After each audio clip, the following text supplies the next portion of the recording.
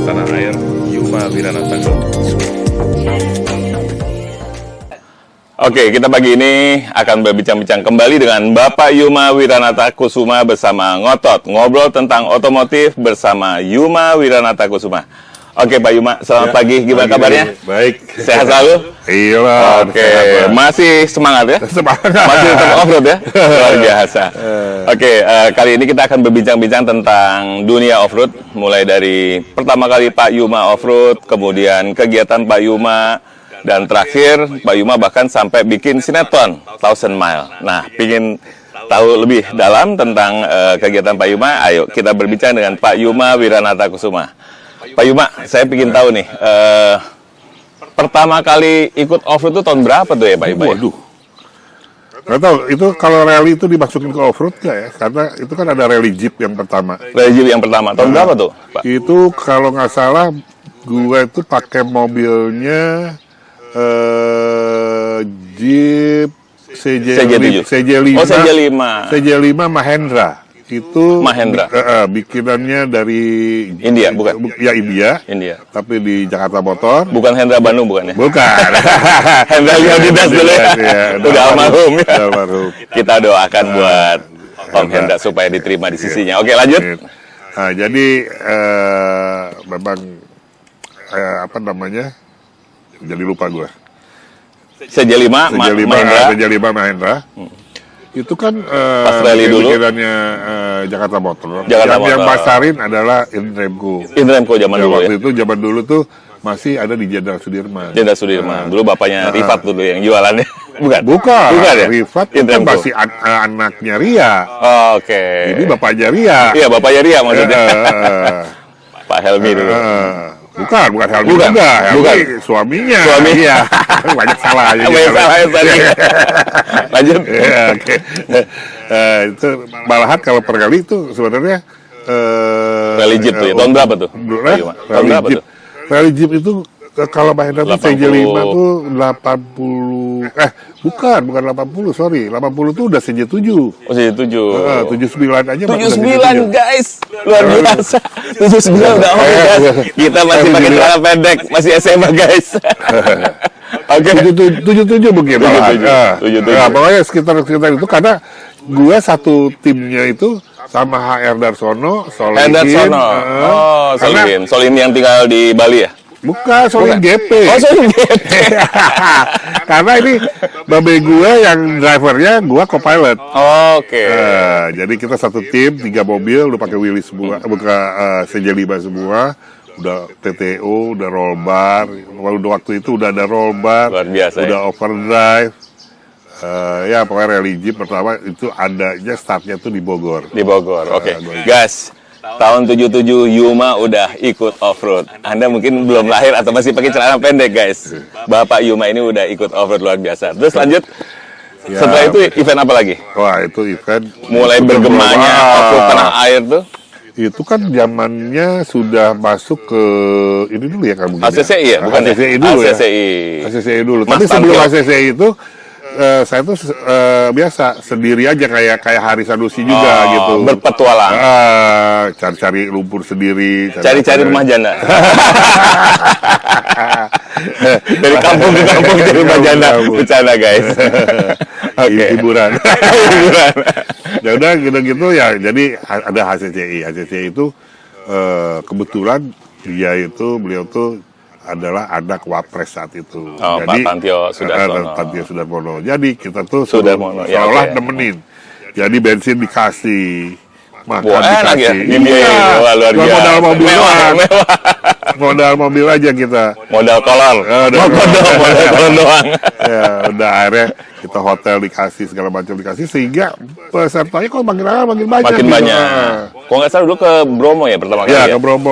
Bayangin naik kereta. Pakai kereta. Dinaikin kereta. Luar biasa. Turun di Surabaya. Dari Surabaya baru ke Bromo. Ke Bromo rombongan.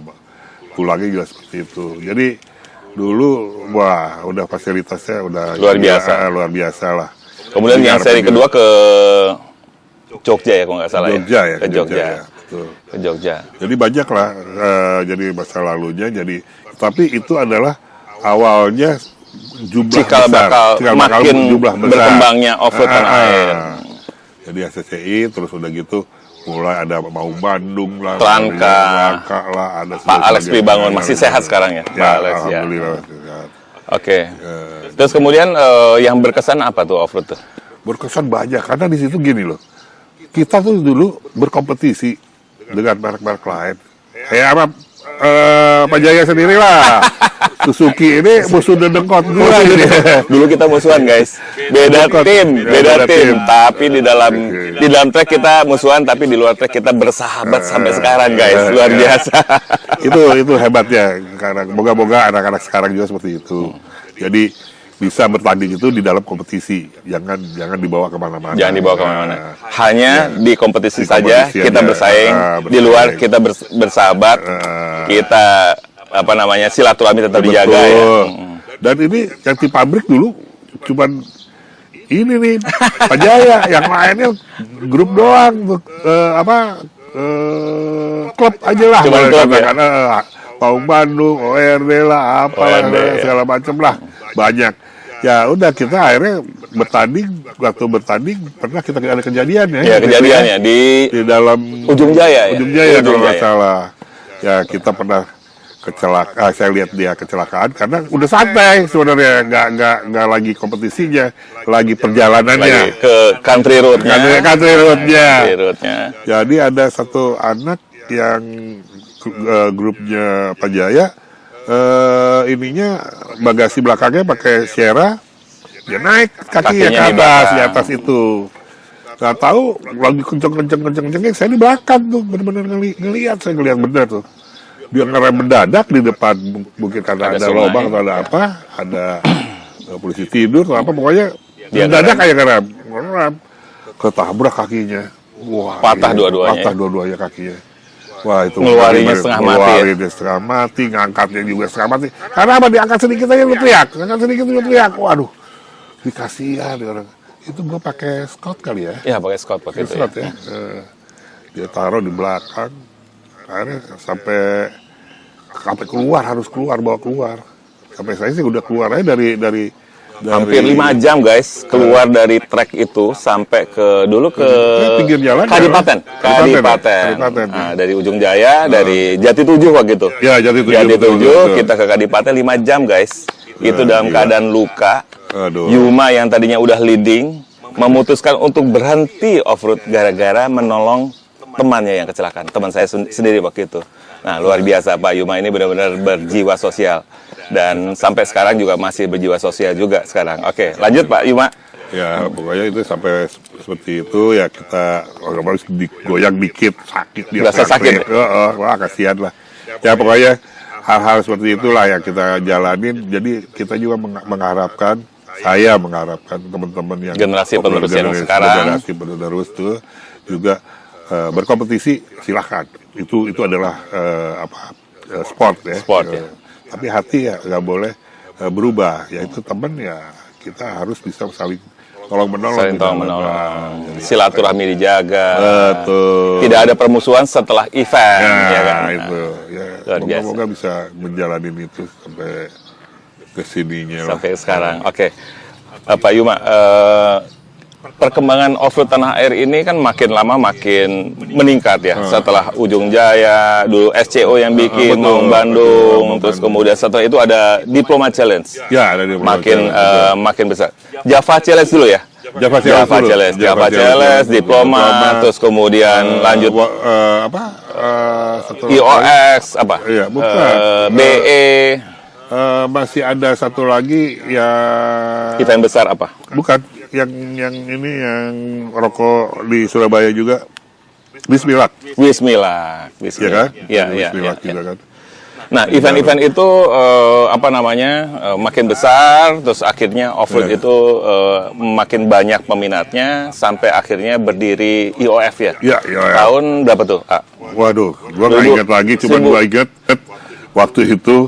Ya sebenarnya gini loh, kita nih teman-teman hanya mengeluh.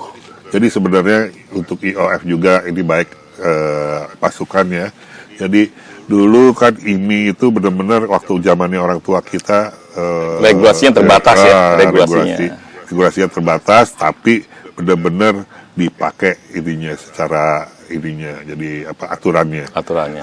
Karena ayah saya, ibu saya kebetulan rally juga dulunya, biarpun dari militer, tapi ya kebanyakan dulu hobi hobi semua dari hobi. Ya jadi mereka kenal IPMJ dulu ada IPMJ, Ikatan Pengendara Motor Jakarta. Betul. Itu juga. Jadi itulah yang membawa saya untuk kenal yang namanya dunia otomotif. Jadi rally-nya segala macam. Saya tahun 73 aja saya pernah ikut rally juga sama ayah saya. Rally itu pakai Corolla Corvette. Corolla Veteran. Tapi ya dua pintu. Ya, hebat itu dari Astra. Corolla Veteran. Gak lama kemudian kita pakai Celica. Oh, Celica. Wah, meningkat Celica. Gitu lagi yang lancip tuh Celicanya. Itu siapa yang di sini dulu Gubernur Jakarta Ali Sadikin itu pakai Volvo saat itu ya. Saat itu tahun 70-an. 70-an. Ya, jadi ya sebelumnya memang saya jadi co-pilot yang akhirnya bisa sendiri, yang akhirnya melaksanakan itu semua sendiri. Oke. Gitu. Kemudian kembali lagi tentang IOF. IOF itu kan akhirnya berdiri, berkembang, dan event juga. Iya. Ini kita cerita tentang sejarahnya nih. IOF itu karena gini, dari teman-teman itu kan banyak yang mengeluh. Kok katanya bikin acara harus bayar dulu. Ada ini. Ya untuk zaman dulu kan sulit ya. Untuk ngadain aja. Kita kena uang berapa. Almarhum ada Robin yang suka ngurus-ngurus itu. Dia bilang sama saya, wah ini gitu. Nah, semua maksud saya anggota IMI aja nggak dipiara, mesti kan dipiara, itu kan kayak anak gitu loh. Nah, sekarang kayak IOF juga, saya pengennya tuh coba dipertahankan seperti itu, karena munculnya IOF itu mengayomi anggotanya harus diurusin gitu loh, segala macam lah. Tapi jangan berat sebelah lah, jangan mikirin ke satu grup ngayomi semua grup yang kecil sampai yang besar. Nah, itu tadi sama ratakan. Jadi karena asal usulnya IOF itu juga teman-teman yang semua kurang sepaham. Karena aliran off-road soalnya banyak waktu itu ya. Sementara tidak tertampung di ini. Dan kebetulan aturannya kan nggak ada. Kayak skor, soda ya. Betul. Rolling nggak ada. Malahan dulu kan ada divisi off-roadnya kan, kalau nggak salah divisi itu namanya komisi off-road. Komisi off-road ya. Nah, itu kan dari anak-anak off-road. Yang sehingga lama-lama mulai hilang anak-anak off-roadnya. Karena waktu itu juga memang Mas Tantio udah sempat ngomong, udahlah jangan masuk ke sana. Tapi anak-anak kekeh pengen ini loh untuk keselamatan, untuk apa, ada ininya. Ada komisi off-roadnya. Ada komisi off-roadnya segala macam. Tapi kan bikin masuk ke sana ternyata dipersulit. Tuh kan dipersulit. Kalau kita kan datang dari pencinta alam. Jadi beda. Dipersulit karena memang aturannya nggak ada. Jadi akhirnya ya tumbuhlah dari anak-anak juga. Masukan teman-teman off-road. Sampai bubar lagi, sampai kurang. Yang terakhir nggak tahu siapa. Yang terakhir di komisi off-road itu nggak tahu Haris Sanusi atau Harsan. Atau siapa. Moko. Ada siapa? Kang Ius, bos gua sekarang. SCO. Siliwangi Club Off-Road. Oke. Ya jadi dia sebenarnya juga kayak kita tuh bisa belajar juga dari Kang Ius, dari dulu ada Kang Ujang. Ujang Rahmat ya. Itu kan mereka itu yang bisa pionir yang bisa diambil ininya cara ilmunya. Banyak gue juga belajar dari dia bahwa kalau saat itu kopling gak hidup, gak bisa dipakai, bisa pakai hanya aqua dengan kain benang-benang jeans yang bocor bisa kita perbaikin. Bisa dipakai sampai keluar. Terus kemudian kalau misalnya kopling selip, pakai Coca-Cola. Coca-Cola disiram. Wah, pokoknya banyak. Ilmu MacGyver-nya. Jadi itu juga jangan dilupain bahwa itu yang perlu diketahui juga sama teman-teman supaya jalan juga pede gitu. Kan? Apa yang dibutuhin di jalan, apa yang kita punya di mobil Bisa kita manfaatkan. Nah, Untuk keadaan darurat. keadaan Ya. darurat. Jadi kalau di IOF ya moga-moga semua sampai sekarang kan bagus nih, IOF udah berjalan. Sudah berjalan, Ya, tapi maksudnya organisasi makin jangan maju. terlalu gede hati. Ya kita tetap juga harus bisa ngurus anggota-anggotanya. Anggota-anggotanya. Jangan ada denger gitu. Kalau soal beda pendapat tuh biasa. Biasa. Gitu. Ya, mesti karepin seperti itu. Terus kembali lagi tentang kegiatan otomotif off-road terutama. Off-road tanah air ini kan makin berkembang, terus kemudian jenisnya macam-macam. Ada soda, ada skor, terus kemudian ada apa namanya? Bilas mobil, ada Bilas mobil, rock crawling. Iya, rock crawling. Nah, sekarang ini kan udah mulai kurang. Ini Iya. kenapa sebenarnya? yang ngurus ya nggak ada. Oh, enggak, yang ngurusnya nggak ada ya. Ngurusnya nggak ada. Sebenarnya Artinya bisa pembibitan yang kurang. Pembibitan kurang, Pembibitan betul. kurang. Jadi Ya. orang yang suka rock crawling sebenarnya masih ada. Masih ada. Orang-orangnya Modelnya mungkin masih ada juga ya? Ada juga. Dan yang soda juga masih bisa juga. Masih bisa ya?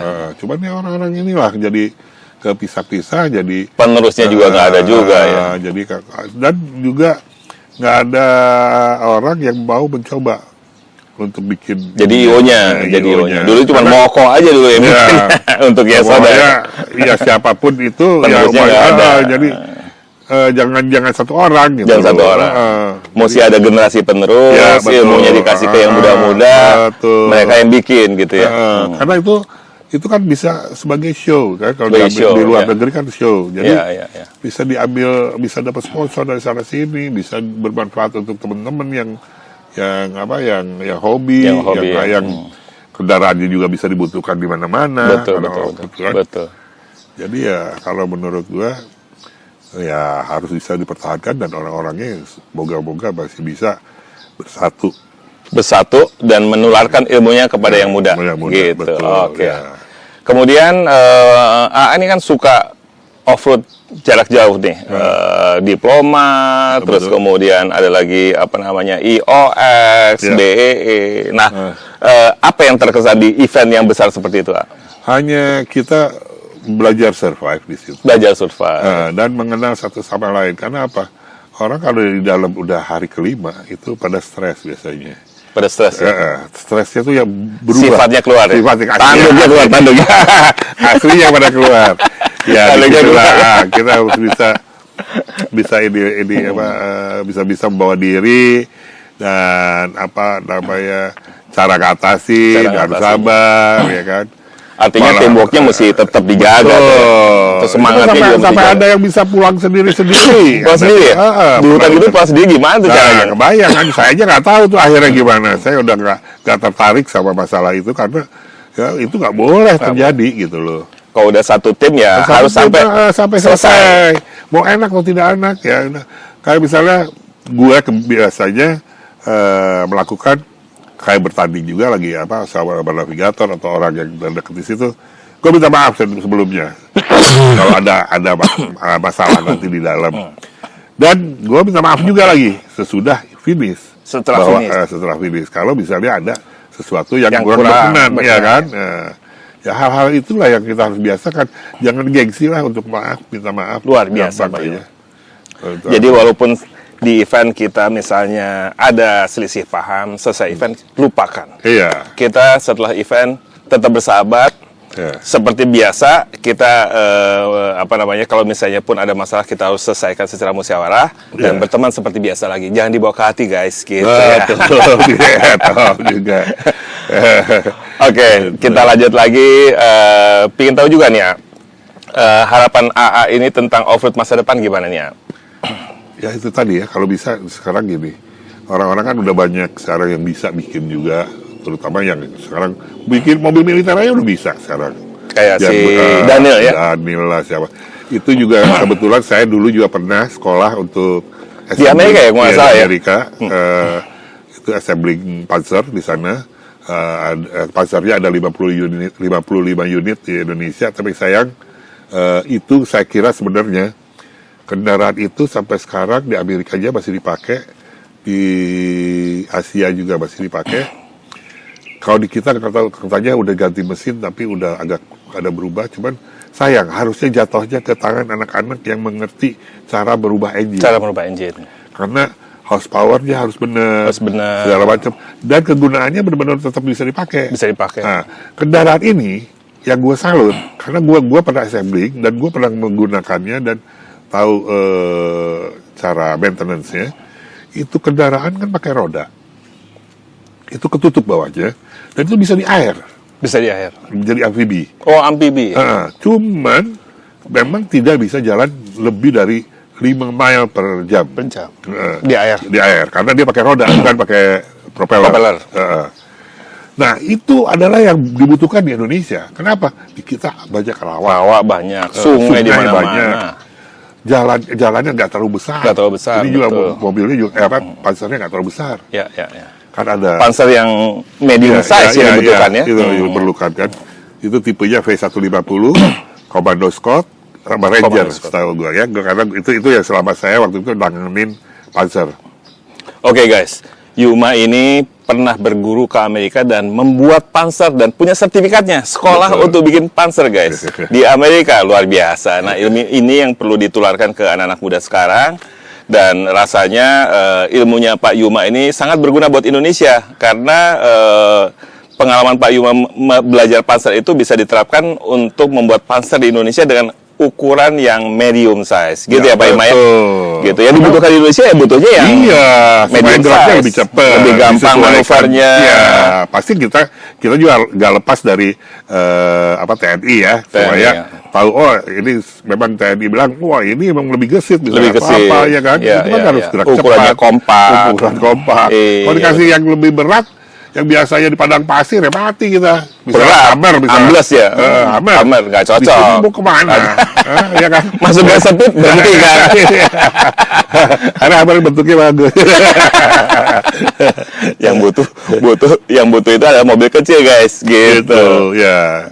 Paling nggak ya harus bisa disesuaikan dengan kebutuhannya. Kebutuhan di Indonesia. Sesuai dengan medannya. Dengan medannya, betul. Terakhir Pak Yuma, ada pesan-pesan khusus buat off-roader tanah air. Kalau misalnya kita pingin jadi off-roader, gimana caranya Pak Yuma? Gampang. Sebenarnya nggak usah dari punya mobil dulu kok. Ikut aja dulu. Ikut dulu sebagai kru. Belajar dulu ya. Belajar dulu. Bagaimana mempersiapkannya? Bagaimana kita di dalam hutan? Bagaimana survivalnya? Baru belajar bawanya. Ya kalau soal yang waktunya panjang itu kan belajar dari situ juga semua. Iya. Kita cari air, terus bahwa mereka bisa ngakalin dengan barang yang nggak ada di saat itu, misalnya. Banyak lah hal-hal yang bisa kita ngakalin mobil ya. Ngakalin mobil kayak misal bukan ngakalin orang tua ya. Waduh, ngakalin mobil gimana caranya? Banyak itu sih. Kalau ngakalin orang tua juga banyak. Juga sih. Kurang lebih gitulah. Iya. Nah, pesan terakhir buat off-roader, silakan. Untuk off-roader, coba sekecil apapun jalanin. Gak usah punya mobil dulu. Jalanin seperti orang mau mendaki. Survival dalam hutan. Terus gimana bergaul dengan orang-orang setempat atau orang-orang yang ada, supaya kita bisa membawa diri kita kemana aja. Kita bisa minta makanan, kita bisa minta tolong, bisa mengambil sesuatu yang boleh kita ambil. Karena misalnya ikan juga kan ya permisi aja, misal nggak ada yang peminatnya ya dalam hati aja. Maaf nih saya mengambil ikannya, ya ambil lah gitu kan. Jadi pintar-pintar membawa diri dan jangan kecil hati dari kru, bisa jadi navigator. Jadi navigator bisa jadi drivernya. Dan itulah off-roader. Semuanya off-roader. Jadi bukan driver aja. Oke, nah itu sekilas tentang dunia off-road yang diceritakan oleh Pak Yuma, pengalaman Pak Yuma, dan juga perkembangan off-road tanah air. Nah, Yuma ini adalah salah satu legend off-road tanah air yang masih berkecimpung atau ikut dunia off-road sampai sekarang, nggak pernah berhenti, guys. Dan kami mendoakan semoga Pak Yuma tetap sehat selalu dan bisa off-road sampai akhir hayat. Oke? Demikian pertemuan kita hari ini, ngobrol bareng dengan Bapak Yuma Wiranata Kusuma dengan ngobrol tentang otomotif. Terima kasih Pak Yuma. Sampai ketemu lagi. Ya.